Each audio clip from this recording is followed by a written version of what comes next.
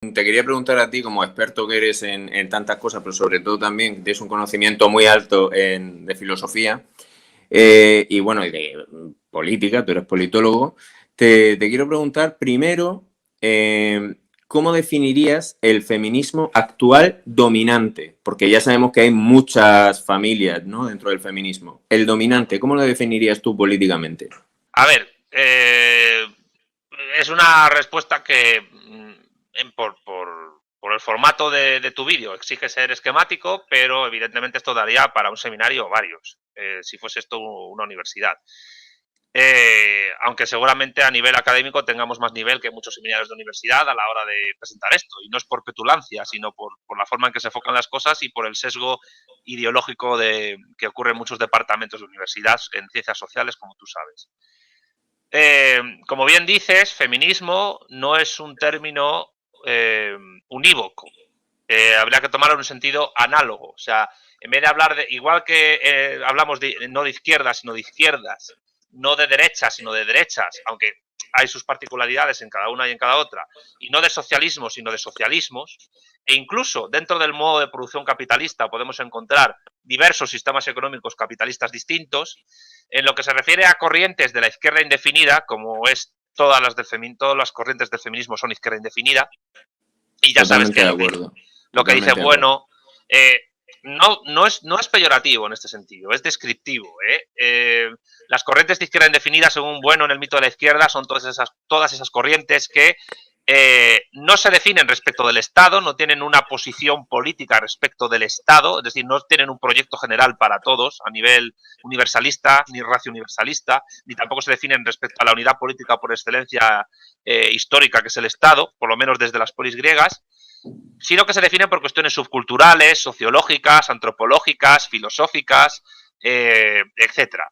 Y claro, ahí están las izquierdas extravagantes, movimientos sociales, ONGs, donde muchas corrientes de feminismo se podrían encuadrar. Yo diría que el feminismo hegemónico, los feminismos hegemónicos son sobre todo izquierda extravagante, pero también algunos serían izquierda divagante, es decir, intelectuales y artistas, profesoras de universidad, escritoras, gente de la llamada cultura, porque la cultura, el que les haya estudiado antropología sabe que cultura es un todo complejo, y tan cultura es la silla eléctrica como una obra de teatro, ¿no? Y luego estaría la izquierda fundamentalista, que sería una mezcla entre izquierda extravagante y divagante, pues que daría lugar pues a partidos políticos bueno, bloques históricos, como diría Gramsci, que tratan de llevar a cabo las agendas de los grupos de la izquierda indefinida particulares a través de la subvención del Estado una vez que tienen el poder o acceso a poder, o mejor dicho, a subvención pública, ¿no? A dinero público, en el Parlamento o lo que sea. Podemos es un ejemplo de ello, también el PSOE a su manera, pero hay otros grupos extraparlamentarios que entrarían en la izquierda fundamentalista. Una izquierda fundamentalista cuya Biblia, cuyo texto sagrado no es el Manifiesto Comunista, que no es un texto sagrado tampoco, sino que es la Declaración Universal de los Derechos Humanos. Y que, por tanto, muchas corrientes feministas actuales tienen en la Declaración Universal de los Derechos Humanos una cierta base argumental para desarrollarse. Esto lo dejo caer para que veamos lo importante que es ese texto de corte ideológico liberal, porque la Declaración Universal de los Derechos Humanos es un texto de corte ideológico liberal, que bebe a su vez de la Declaración de los Derechos del Hombre y del Ciudadano y que bebe a su vez de las ideas de la Ilustración. El feminismo, supuestamente, desde las coordenadas de ciertas corrientes feministas, hablemos de los feminismos en plural. ¿Por qué hablamos en plural? Porque, ya dije, feminismo no es un concepto unívoco, sino análogo. Hay feminismos en plural y muchos enfrentados entre sí, incluso de manera visceral, absolutamente visceral, defendiendo cuestiones que son incompatibles. Esas corrientes feministas que vienen del siglo XVIII, que solo se llaman feministas a posteriori, cuando hay una reconstrucción histórica desde un feminismo académico ya asentado. Claro, porque no existía la palabra en ese momento. No existía la palabra, claro que el hecho de que no exista la palabra no implica que no exista el fenómeno, cierto, pero la reconstrucción a posteriori implica una suerte de esencialismo o primordialismo en la idea de feminismo que, a mi juicio, a nivel historiográfico, me parece un poco discutible. ¿Por qué? Porque si bien Olimpia de Gouges tenía elementos que luego se pudieran catalogar reconstructivamente como feministas, sin embargo, también tenía otros que no lo eran en absoluto. Y esto es importante, ¿por qué? ya hemos hablado de la Ilustración, ya hemos hablado de la Declaración de los Derechos del Hombre y del Ciudadano, de las ideas ilustradas y cómo las primeras corrientes del feminismo, la primera oleada, que eran las sufragistas, básicamente, que eran señoras de la gran burguesía y la aristocracia británica que querían votar, mientras perseguían a hombres que no querían luchar en la Primera Guerra Mundial, por cierto. Es decir, era un movimiento reformista dentro de sus clases sociales, pero conservador en lo que se refiere a la sociedad victoriana británica. Esto es importante tenerlo en cuenta. También hay que decir, perdona Santi, que te interrumpa, que había también sufragistas hombres, aunque fueran una minoría. Sí, y también que, por ejemplo, estaba de Joan Stuart Mill, ¿no? Que también sirvió de precedente, de precursor de esa primera oleada, podríamos decir. Claro, así, ¿no? sí, cierto. Pero John Stuart Mill era filósofo y economista, y en ningún momento Stuart Mill tiene una teoría elaborada de la familia como a partir de la primera oleada los diversos corrientes feministas empiezan a tener. Digamos que la primera oleada con las sufragistas pues conecta con la ideología liberal y en parte también con las ideologías pues socialista, socialdemócrata y comunista, porque enseguida se pasa de ¿cómo decirlo?, de pedir el voto femenino, ampliando el sufragio universal, a, aunque había sufragistas que pedían el voto femenino y estaban en contra del sufragio universal, querían un sufragio universal universitario de clase, por cierto. Eso es muy interesante, ¿eh? De señalar. Y luego había, quiero decir, el movimiento obrero conecta con ciertas corrientes del feminismo, pero siempre en un sentido crítico, porque en las generaciones de izquierda definida, socialdemócrata y comunista, el feminismo era entendido como liberal, ilustrado y burgués, y era criticado. El término que se utilizaba era cuestión femenina. Sí, Rosa Luxemburg, ¿no? Clara Zetkin, etcétera. Alexandra Kollontai, etcétera, ¿no?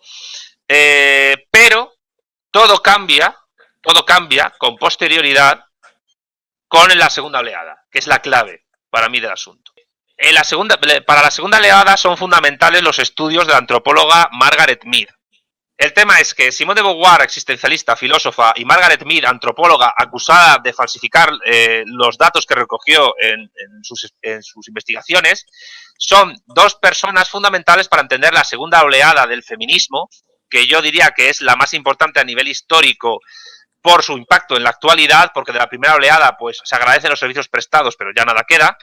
No, y los agradecemos, o sea, los agradecemos en el sentido, en el sentido de que sí que podía haber una confluencia en cuanto a que socialistas, comunistas y sufragistas, las que no buscaran el voto censitario, claro, sino el sufragio universal de verdad, pues querían por lo menos la igualdad de iure del hombre y la mujer, lo cual era un progreso. Sí, pero no olvidemos que había sufragistas antimarxistas y antisocialistas. No, por supuesto. Yo digo el punto ese en el que estaban de acuerdo. Eso, evidentemente, la consecución de la igualdad legal de la mujer respecto al hombre, que ahora en España no tenemos, eso sí que fue un progreso.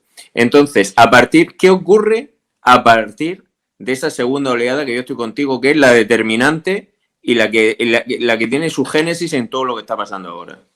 Vale, para mí el punto fundamental que tiene esa segunda oleada, que es la determinante para la actualidad, es que en ella, durante la construcción de ella, durante la segunda oleada surge la corriente doctrinal teórica hegemónica todavía de los diversos feminismos, que es el llamado feminismo radical. Se llama feminismo radical o radfem, que es su acrónimo en inglés, digamos que por un poco por petulancia, ¿no?, teórica y doctrinal. Porque la palabra radical a mucha gente le asusta y a otra le encanta. Entonces, ya sabes, ¿no? Lo de radical es el que va a la raíz de las cosas. Pues, supuestamente, el feminismo radical va a la raíz de la explicación de la opresión histórica e incluso prehistórica de la mujer por parte del varón.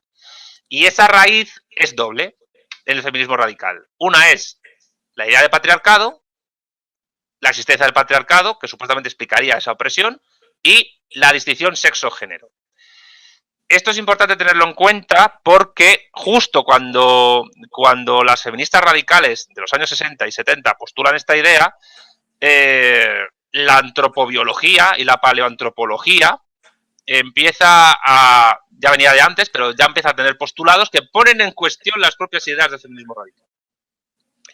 Por dos motivos. Primero, Porque el feminismo radical define el patriarcado como una institución que básicamente existe desde que existe la especie humana, desde las sociedades casi cazadoras-recolectoras, o incluso más tarde desde el neolítico, desde el momento en que se produce la revolución neolítica, que diría... no me acuerdo cómo se llama este hombre, da igual. La revolución neolítica que asienta la agricultura, la ganadería y la pesca como, digamos, actividades económicas y sociales más importantes de las sociedades humanas. Es evidente que es... Gordon Child, ¿no? Gordon Child. Sí, Gordon Child, esa, exactamente. Es una de las transformaciones más importantes de la historia, de la prehistoria, de la historia, digamos, de la especie humana, el neolítico. Pues muchas teóricas dicen que la opresión del varón sobre la mujer empieza en ese momento y eso es secular y es, digamos, la madre del cordero de todas las opresiones del mundo. Con lo cual ahí el feminismo radical está asumiendo postulados que luego las diversas corrientes posmodernas, filosóficas, que no son algo nuevo, y además hay que decir que la posmodernidad como corriente filosófica, que tiene su primera plasmación en el arte, en las vanguardias artísticas, en la Bauhaus, ¿qué me vas a decir? En los años 20-30, porque la posmodernidad no es algo viejo, o sea, realmente es algo, no es algo nuevo, es algo mucho más antiguo de lo que parece, que tiene sus antecedentes filosóficos en Nietzsche, en Heidegger, en Will Arkine, que era un filósofo analítico estadounidense que mucha gente no conoce actualmente, pero que fue uno de los más citados en el siglo XX, por cierto, a nivel académico y en libros, un gran lógico también. Los analíticos son muy buenos lógicos, aunque no metan la dialéctica en la lógica, cosa que a Hegel ni a Marx le gustaban, ni a Bueno. Y el tema es que muchas de las ideas que provienen, que defienden las corrientes posmodernas actuales en filosofía, y muchas de ellas feministas, otras no tanto, parten de ideas que ya el feminismo radical de los 60-70 manejaba. Una es la idea de patriarcado, que la antropología del parentesco ha demostrado, y la propia realidad histórica de las sociedades capitalistas más avanzadas y socialistas ha demostrado que ya no existe más, por lo menos en esas sociedades. No estoy hablando, cuidado, no estoy hablando ni de sociedades islámicas, ni de sociedades del África subsahariana, donde todavía sí quedan formas de patriarcado, pero tampoco son iguales que las tradicionales. El patriarcado fue una institución histórica que surgió para evitar la endogamia en las poblaciones humanas, digamos, asegurar la exogamia, porque patriarcado significa gobierno o dominio de los padres. Los padres, varones, eran los que dominaban el territorio de la economía doméstica que ya se había asentado en el Neolítico, y eran los dueños de los bienes inmuebles, es decir, de la casa y de lo que había que proteger mediante pues la guerra, mediante las armas. Ahí la edad de los metales cumple un papel fundamental también en ello, pero luego con la economía doméstica griega, con el oikos, eso se estabiliza en un sentido institucional mucho más fuerte, porque además el patriarcado se conecta con el poder político a través de la moneda, y en la moneda ¿qué aparece? Aparece la cara de un rey, que claro, es ya un estado. Pero escucha, Santi, perdona, el patriarcado es también la propiedad que tenía el varón mayor, no solo sobre la mujer, sino sobre los hijos y los esclavos. Sí, evidentemente. Es que eso es aquí vamos a llegar a la madre del cordero. Creo que es, digamos, lo más polémico del asunto.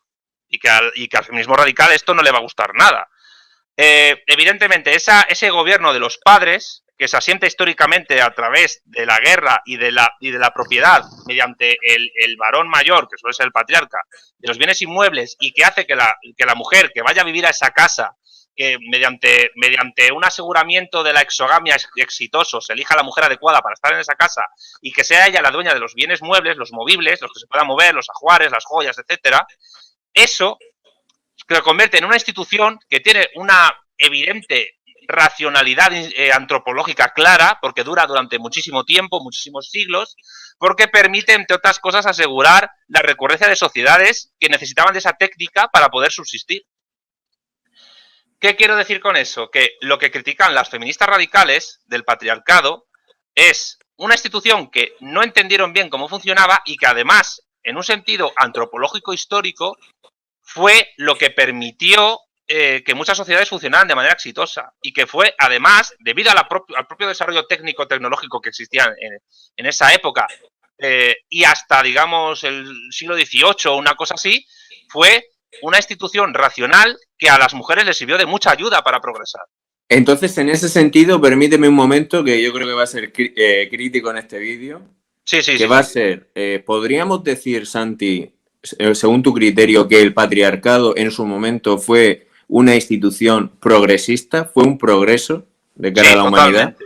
Totalmente. Igual que fue un progreso el uso del hierro para hacer espadas, o igual que fue un progreso la catapulta, o igual que fue un progreso las falanges romanas, o igual que fue un progreso la escritura, o como no, o la misma institucionalización de los primeros imperios. La Totalmente. Y guerra, ahora, perdona, Santi, sí. imagínate, ahora te dice la feminista, madre mía, lo que están diciendo estos machirulos, que la opresión de la mujer fue un avance social. ¿Por qué fue un avance social? Explícaselo. ¿Por qué fue un Vamos a avance ver, social? ¿Cómo estaban las mujeres antes? fue un avance social porque ayudó a los pueblos sedentarios a generar algo más que iba más allá de la barbarie del neolítico. Es decir, las etapas evolutivas de la antropología que señala Engels en el origen de la familia, la propiedad privada y el Estado, basándose en Lewis H. Morgan, aunque muchas ideas de Morgan han sido refutadas por la antropología posterior, Sí, lo que evidencian, y aquí viene lo polémico, es que al igual que la guerra, al igual que la esclavitud, que no olvidemos que el mismo Engels en el Anti-Düring dice que la esclavitud fue un progreso, porque antes de que totalmente. existiera la esclavitud, a los soldados de las sociedades políticas conquistadas se los masacraba en razzias, o sea, eso era un baño de sangre terrible, y vieron que era mucho más Totalmente. económico tenerlos como esclavos. La clase esclava surge así. El Totalmente. O sea, patriarcado vamos a subrayarlo, Santi. El esclavismo fue un avance para la sociedad humana en su momento. respecto a Claro, a la situación anterior. anterior, claro, La ley del claro. talión, igual que la ley del talión del ojo por ojo, diente por diente, fue un progreso respecto al linchamiento que había antes, que era algo animal. Claro, que era masivo, ¿no? Exactamente. Con lo cual, ¿qué quiero decir con esto? Que el patriarcado como institución antropológico-histórica fue esencial para la civilización. Fue positivo para que haya civilización. Es más, el patriarcado es civilización. Y esto no es ideología, esto es un hecho histórico analizado desde el Claro. materialismo puro y duro. El patriarcado en las sociedades capitalistas más avanzadas y en las sociedades socialistas o que intentan construir el socialismo ya no existe. El patriarcado en sentido antropológico histórico clásico, que es la definición, digamos, empírica, categorialmente cerrada, no la definición vaga que da el feminismo radical, que es una definición de sistema de opresión del varón sobre la mujer, que en el fondo parece ser que están explicando la testosterona contra los Sí. estrógenos, realmente. Indefinido. Estamos hablando Claro. de la definición seria. O sea, ¿qué fue el patriarcado? Fue un sistema de transmisión patrimonial, es decir, de herencias, según el cual, en algunas culturas y en determinados momentos históricos, los hijos varones heredaban los bienes inmuebles, es decir, tierras, casa, mientras que las hijas lo que heredaban eran los bienes muebles, es decir, el dote, joyas, dinero, etcétera, porque era móvil. El patriarcado, en el fondo, ¿qué era? Una forma de exogamia, es decir, de apareamiento fuera del grupo familiar, porque, como tú sabrás, el gran tabú de todas las sociedades humanas es el incesto, y el patriarcado evitaba el incesto, es decir, era una forma de exogamia femenina legislada. En la legislación actual en la España del año 2021, ¿cómo se reparten las herencias? Es decir, la herencia en tanto que institución heredera histórica, en parte, del patriarcado. Pues se reparten independientemente del sexo del heredero. Aún así, las feministas radicales y otras corrientes del feminismo se empeñan en confundir patriarcado estructural con machismo residual, que nadie niega que el machismo exista, pero nada tiene que ver ese machismo con un patriarcado histórico que, como acabo de explicar, y que luego muchísimo más profusamente explica la filósofa argentina Roxana Kramer en su voluminoso y monumental obra, libro El patriarcado no existe más, pues básicamente es eso, que el patriarcado no existe más en las sociedades democráticas, liberal, burguesas avanzadas, ni en las socialistas, o que están construyendo socialismo. ¿Por qué? Porque como explica Engels al final del origen de la familia, la propiedad privada y el Estado, que esto muchas Radfem que tratan de ser marxistas no lo tienen en cuenta, en el momento en que la fuerza de trabajo femenina se liberaliza, es decir, sale del entorno patriarcal para buscarse la vida, trabajar y producir plusvalor, en el momento en que la mujer empieza a producir plusvalor y en el momento en que la mujer también empieza indirectamente, pero luego directamente, a apropiarse de plusvalor producido por mujeres y hombres obreros, entonces ese patriarcado histórico que fue funcional exitoso que aseguró el surgimiento y avance de la civilización, dejó de ser funcional y se empezó a morir. Es que eso mismo, Santi, perdona, eso mismo es lo que hemos dicho anteriormente con Rosa Luxemburg. Ella decía que el patriarcado ya no era funcional para el sistema económico claro, actual. Es que y eso además, lo dice a principios del siglo XX. La cuestión es que las mujeres no se emancipan. Vamos a decirlo bien. El feminismo no es causa de la emancipación de la mujer del patriarcado, sino que es la emancipación de la mujer del patriarcado el que causa el surgimiento del feminismo. O sea, es un reflejo superestructural, digamos, casi. Es una ideología que, un conjunto de corrientes ideológicas que lo que tratan de hacer es asegurar el puesto social de una mujer emancipada del patriarcado compitiendo con varones, particularmente en lo que a puestos de trabajo se refiere, y no solo con varones, sino con otras mujeres. Con lo cual, todas las corrientes de feminismo, y particularmente el feminismo radical como el feminismo más importante de la segunda oleada, y en el fondo la corriente feminista más importante, no es más que un producto cultural de sociedades liberales burguesas avanzadas, donde mujeres con acceso a estudios universitarios tratan de reconstruir una historia supuesta de las mujeres, pero falseándola, confundiendo los términos y no explicando lo que es el patriarcado de verdad. No estoy diciendo que las teóricas del feminismo radical fuesen conspiradoras contra el marxismo, no estoy diciendo eso en absoluto, eran personas que dentro de la universidad o fuera se dedicaban a estudiar cosas como podían, muchas veces mal, algunas puntualmente podían acertar, pero sí es verdad que fueron funcionales en el contexto histórico de la Guerra Fría y del mayo del 68 y del auge del existencialismo en Francia y de las teorías posmodernas de Foucault, de Jean-François Lyotard, de Derrida, de la deconstrucción, etcétera, para dividir movimientos obreros que en Francia o en Italia o incluso en el mundo anglosajón eran importantes y más en el contexto de la guerra de Vietnam.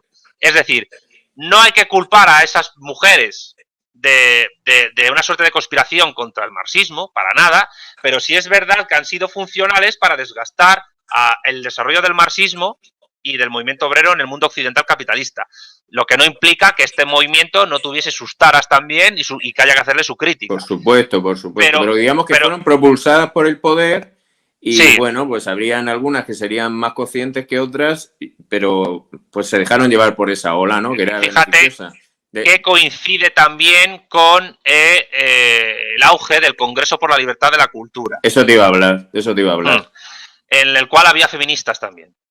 Oh, claro, una cuestión importante sobre esto es que el feminismo radical, que va a la raíz de las cosas, ha sido un instrumento muy eficaz contra el movimiento obrero. Muy Totalmente. eficaz. Y particularmente contra el movimiento obrero post caída de la Unión Soviética. Totalmente. Que luego haya habido feministas radicales que se hayan aproximado al marxismo, tampoco lo niego. No lo niego. Y algunas incluso lo han hecho haciendo análisis muy interesantes y muy provechosos. Pero el llamado feminismo de clase o feminismo marxista es realmente una cosa, digamos, ajena o paralela, si se quiere, al marxismo propiamente dicho. Porque son radfems que se acercan al materialismo histórico y no al revés. No son marxistas, materialistas que se aproximen al feminismo radical. Son mujeres y hombres que dentro del feminismo radical, de la segunda oleada, se aproximan a los estudios de Marx. El feminismo radical, no por voluntad, sino por contexto de dialéctica de clases de estados y de imperios, fue tremendamente funcional para el liberalismo ideológico y la democracia liberal burguesa para desestabilizar a un movimiento obrero que ya a partir de los años 70, después de la crisis del petróleo, estaba, digamos, en proceso de descomposición y que con la caída de la Unión Soviética pues sufrió un golpe morrocotudo, como todos saben. Y la distinción sexo-género es falsa. La antropogénesis, yo he publicado en La Razón Comunista un artículo sobre ello, la antropogénesis, que es el proceso de hominización de la especie, que Engels la trató de una manera aproximativa pero muy elocuente en su texto La función del trabajo en la transformación del mono en hombre, que es uno de los mejores textos de Engels, cuidado. Sí, a mí me encanta, además divulgativo. Te explica una cosa muy importante, y es que en la especie humana la naturaleza y la cultura no se pueden separar, se dan de manera conjunta aunque luego abstractamente las puedas diferenciar, pero se dan de manera conjunta para poder explicar el proceso de éxito de nuestra especie para adaptarse a los distintos entornos naturales del planeta. Hay especies no humanas que tienen cultura. Claro. Los grandes simios tienen cultura. Los cetáceos, como los delfines y las orcas, tienen cultura. Es decir, de una muy básica y rudimentaria, pero la tienen. Se sabe que los delfines y las ballenas se llaman con diferentes sonidos y tienen nombres. Lo que quiero decir es que se sabe que hay otras especies no humanas que tienen tanto cultura como naturaleza, como no podía ser de otra manera. Y que además a los cetáceos, ese lenguaje rudimentario que tienen, les ha permitido progresar y ponerse en comunicación. Porque de hecho el sonido de las ballenas se transmite por varios kilómetros en el océano y se pueden oír y se pueden llamar unas a otras. ¿Y qué ocurre? Que en el mundo protestante, donde el feminismo radical fue importante y del cual surge, por cierto, la teoría queer, la idea de género implica una idea de alma que entiende el cuerpo como una vasija que puede ser modificada mientras la pureza del alma, del género, se mantiene. Y que esa pureza incluso puede ser fluida, de ahí el género fluido. Entonces, ¿qué ocurre con el feminismo radical? De la misma manera que el patriarcado ya no existe más y por tanto están manejando una idea que es falsa a nivel empírico histórico, luego están manejando una distinción sexo-género que, no en todos los casos, pero en muchos, que a nivel ontológico, filosófico, teológico, histórico, antropológico y biológico no tiene ningún sentido porque no hay distinción sexo-género como no hay distinción naturaleza-cultura. Eso de que el género es la construcción social del sexo es una patraña. ¿En qué sentido? Pues porque si no hubiera una expresión cultural del sexo, no hubiera habido tampoco civilización, no hubiera tampoco habido progreso social e histórico. Por tanto, los roles que han tenido tanto los varones como las mujeres en la especie humana, en las distintas culturas, si han tenido algún tipo de determinación cultural, no ha sido más que a través de la tecnología y la técnica y las ciencias que se tuvieran. Aparte, y esto me permite decir que ha hecho mucho más por la emancipación de la mujer, la lavadora o la secadora o la plancha, que el movimiento feminista, porque ha sido la tecnología científica que ha permitido construir lavadoras, secadoras y planchas, y que lo que ha hecho que la mujer se vaya a trabajar a un centro de trabajo a producir plusvalor y no se esté yendo al río a lavar esperando a que el varón le diga lo que sea, porque ya hay máquinas que lo hacen en casa y el varón lo puede programar, o el hijo, o quien sea, o ella, y dejarlo ahí. Y eso ha surgido precisamente por la base del sistema, el modo de producción, las relaciones de producción capitalistas que hace que los capitalistas precisamente tengan que desarrollar tecnología para ganar productividad, hacerse con parte del mercado, etcétera. Entonces, eso que tú estás diciendo, yo estoy totalmente de acuerdo. Y por eso cuando yo veo que un marxista se dice que es anticapitalista, yo de verdad, lo único que me está demostrando es la baja categoría que tiene de conocimiento de la tradición marxista. Porque un marxista jamás puede ser anticapitalista. Es, en todo caso, postcapitalista. Exactamente. Porque el capitalismo, no hay socialismo sin capitalismo. Sería imposible. Sería como pasar, pues no sé, del esclavismo directamente al capitalismo sin que nadie intercediera allí. La cuestión es que la expresión, digamos que la biología es impepinable y la configuración de los cuerpos de los hombres y de las mujeres no se puede separar de su psicología, porque ¿qué diferencia hay entre el feminismo radical y la teoría queer? Para la teoría queer lo que importa es lo que hay de cuello para arriba, es decir, la expresión psicológica del género, el alma pura que fluye pero que es pura y que el cuerpo se puede modificar, y lo que hay de cuello para abajo es lo modificable. Exacto. Y ahí pues la ley queer, etcétera. Pero las feministas radicales es lo mismo pero al revés. Es decir, para ellas lo que importa es lo que hay de cuello para abajo, pero de cuello para arriba hay una tabula rasa. Pues no, señores. ¿Por qué? Porque las hormonas típicamente masculinas, que es la hormona típicamente masculina, que es la testosterona, ¿dónde se produce? En los testículos. Y los testículos y el cerebro están conectados a través de un cuerpo y de unos órganos. Y la hormona típicamente femenina, que son los estrógenos, se producen en los ovarios de la mujer y eso también llega al cerebro de la mujer, con lo cual evidentemente somos dos sujetos de la misma especie y tenemos nuestras similitudes orgánicas, pero la configuración de las conexiones cerebrales en hombres y en mujeres en base a la producción hormonal que se da en los bajos, los bajos fondos nos hace que nuestra forma de ver muchas veces las cosas sea distinta. Claro. En algunos casos, por ejemplo, se sabe que las mujeres, digamos, conectan las ideas de una manera mucho más rápida que los hombres. A través de la conexión emocional tienen capacidad de recordar muchas más cosas que nosotros. Se sabe además que los hombres en la producción de testosterona nos puede facilitar, o en algunas cosas, una mayor capacidad de abstracción para enfocarnos en objetos inanimados, que además se sabe por las investigaciones de Simon Baron Cohen, que es el primo de Sacha Baron Cohen, el hermano de Sacha Baron Cohen, el cómico, y que es un psicólogo de Oxford. Sí, se sabe que los autistas tienen un cerebro muy particular y son autistas por una hiperproducción de testosterona, incluso en chicas autistas, y se sabe que hay más varones autistas que mujeres autistas y que la testosterona tiene una importancia fundamental en el autismo. Y esto explica una cosa que es fundamental, y es que el cerebro del hombre está configurado de tal manera que nosotros nos enfoquemos en cuestiones profesionales que tengan que ver más con objetos abstractos y con cuestiones más abstractas. En promedio, no significa que se den todos los casos. En promedio. Eso es lo típico, es como cuando dices que el hombre muscularmente es más fuerte que la mujer, promedio. Sí. Claro que puede venir igual que las mujeres, promedio, claro. Las mujeres se enfocan en promedio más a labores que tengan que ver con relaciones sociales y estar con humanas y con cuerpos orgánicos. Claro. Por eso, La paradoja de la igualdad, que es un documental muy bueno que se dio en Noruega, que es el país del mundo donde más igualdad entre sexos hay, a nivel jurídico y laboral. Sin embargo, ¿qué ocurre en ese país? ¿Pero pues con discriminación positiva o sin ella? Pues fíjate, creo que la hay. Pero es que aún así, tú te vas a Noruega y hay más mujeres enfermeras que hombres. Y hay más hombres albañiles o arquitectos o ingenieros que mujeres. Mientras que tú te vas a países subdesarrollados como la India o Pakistán, donde hay muchas mujeres ingenieras, pero porque es un medio para salir de la pobreza.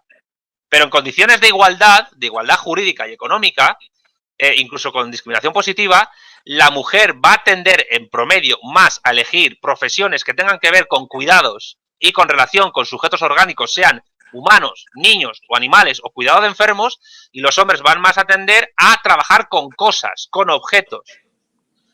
Roxana Kramer en su canal de YouTube refiere, por ejemplo, que en el caso de profesiones donde supuestamente hay una paridad hombres-mujeres, por ejemplo, en derecho, en abogacía o en estudios académicos como filosofía, sin embargo, las mujeres tienden más, por ejemplo, en derecho, en promedio, no digo en todos los casos, insisto, en promedio, a dedicarse a temas que tengan que ver con derecho familiar, con temas de familia, y los hombres, por ejemplo, a temas penales. Claro. Y en filosofía, por ejemplo, los hombres tienden más a cuestiones como filosofía política o filosofía de la ciencia, y las mujeres se enfocan más a cuestiones prácticas que tengan que solucionar problemas éticos o morales entre sujetos. Claro. Con lo cual, ¿esto la hace a las mujeres peores o mejores, a los hombres peores o mejores? No. Significa que hay una conexión entre la naturaleza y la cultura tal que el sexo, a través simplemente del desarrollo tecnocientífico y tecnológico, se expresa conectándose con una cuestión biológica que es inapelable. Con lo cual, tanto el feminismo radical como la teoría queer se equivocan. No es más importante lo que hay de cuello para arriba que lo que de cuello para abajo, como la teoría queer, ni viceversa. No es más importante lo que hay de cuello para abajo que de cuello para arriba con el feminismo radical. Pero es que eso es un todo orgánico conjunto. En la medicina, eso se llama la homeostasis corporal. O sea, está todo conectado. Es un organismo vivo que tú no puedes coger, pues te corto el cuello y tú sigues pensando, ¿no? Y ya está. A ver, el tema es que el cerebro humano no es una tabula rasa. Hay funciones cerebrales que están, entre comillas, programadas y determinadas prácticamente desde el nacimiento o incluso de antes, que se están gestando en el feto desde que la mórula y la concepción y en la mórula se empieza a configurar el nuevo organismo humano, y que eso implica que en el momento que se sabe que es un hombre o una mujer, se sabe ya qué determinación cerebral y por cómo se va a enfocar en por medio al nacer. Esto no implica que no haya hombres que les guste más trabajar con personas y mujeres que les guste más lo abstracto. Por supuesto hay. Pero a lo mejor eso tiene que ver con los niveles de estrógenos de ese hombre y con los niveles de testosterona de esa mujer. Claro, con lo cual, tenemos que negar, en conclusión... Hay un miedo a la materialidad. O sea, parece como si reconocer la biología, reconocer la realidad material de nuestros organismos nos fuese a llevar a una especie de neonazismo o algo así. Y eso es totalmente falso. Es que el problema de la segunda oleada del feminismo radical, y luego de la tercera oleada que hay, ahora quieren construir una cuarta, pero no se ponen de acuerdo, que más la cuarta parte... De quinta bueno, oleada. en el fondo eso son luchas entre corrientes feministas. La cuestión es que la tercera oleada, que conecta un poco más con lo queer, y la segunda pecan de lo mismo. Es decir, el feminismo, las corrientes del feminismo del siglo XX-XXI tienen un problema con la biología. Un problema con la biología. Es el talón de Aquiles del feminismo, es la biología. Santi, si la afrontan, desaparecen.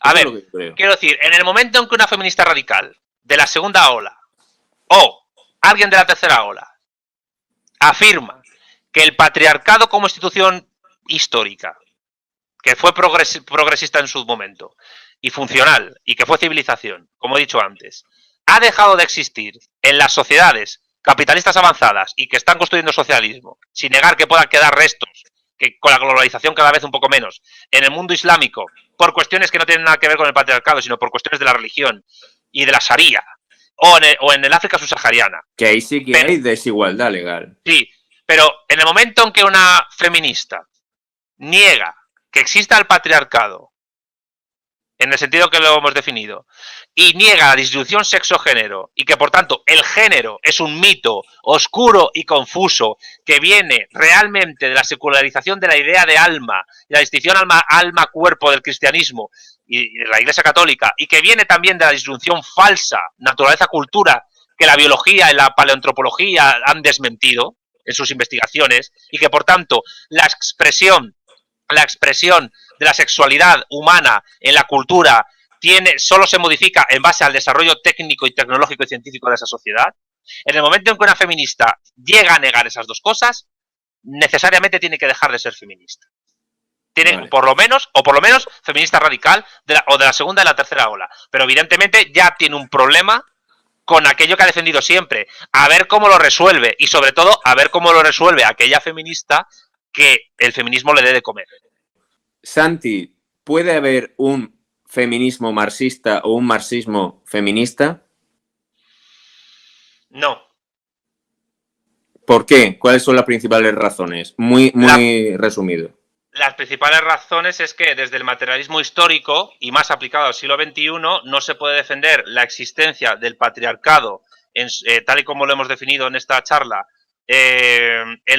como existente realmente, porque ya no existe más en sociedades capitalistas burguesas avanzadas, ni tampoco en sociedades donde se construye el socialismo, y porque desde el materialismo histórico y desde el materialismo filosófico y desde el materialismo político no se puede defender la disyunción género-sexo, porque proviene de la disyunción secularizada y laicizada alma-cuerpo, que a su vez viene de la falsa disyunción naturaleza-cultura. Es decir, un marxista, que es materialista, no puede en ningún caso defender la existencia real ni del patriarcado en esas sociedades, ni de la distinción sexo-género, tal y como he explicado.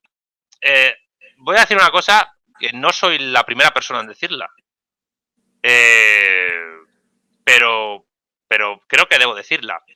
Yo creo que el feminismo radical, el feminismo hegemónico de la segunda oleada y en parte de la tercera oleada, es tremendamente machista porque se basa básicamente en considerar a las mujeres como profundas que si no fuese por ayuda del Estado no serían capaces de conseguir absolutamente nada. Y que además implica, entre otras cosas, menospreciar a las mujeres del pasado histórico cuyo papel en la civilización y cuyo papel en las sociedades fue fundamental para la organización y el éxito de las mismas. Es decir, porque para ellas ser igual que el varón equivale a, primero, convertir al varón en un sujeto afeminado y a la mujer en un sujeto masculinizado. Y eso tiene que ver con la falsa disyunción sexo-género. Como el género es el alma y hay que mantenerla en pureza, con modificar el cuerpo o el entorno donde el cuerpo se organiza y hace sus acciones, pues sería suficiente. Y de ahí la discriminación positiva. Vamos a ver, yo considero que los puestos de trabajo de lo que sea tienen que estar los más aptos, los mejores y los que mejor hagan su tarea. Totalmente de acuerdo. Son hombres, mujeres, blancos, negros, chinos, provenientes de un pueblo originario, independientemente de si son ateos o creyentes, independientemente de su orientación sexual, si es homosexual, bisexual o heterosexual, e independientemente de, incluso diría, del fondo curricular que tengan.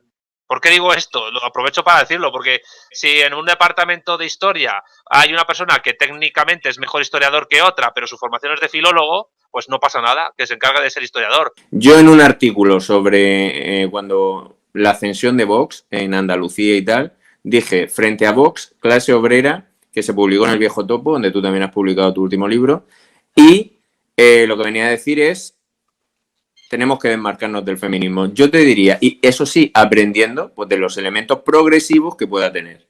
Yo te diría, en ese sentido, dicho esto, un marxista debería ser antifeminista.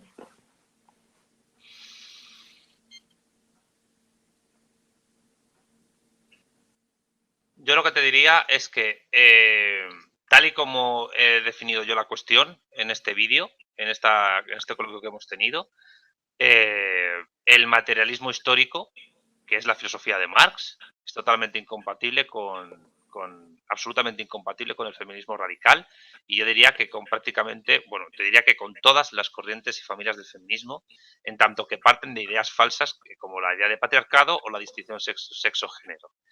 Es decir, que en cuestiones coyunturales se pueda coincidir con alguien no implica que tengamos que fusionarnos en ideas, porque no, ni en el fondo ni en la forma somos lo mismo.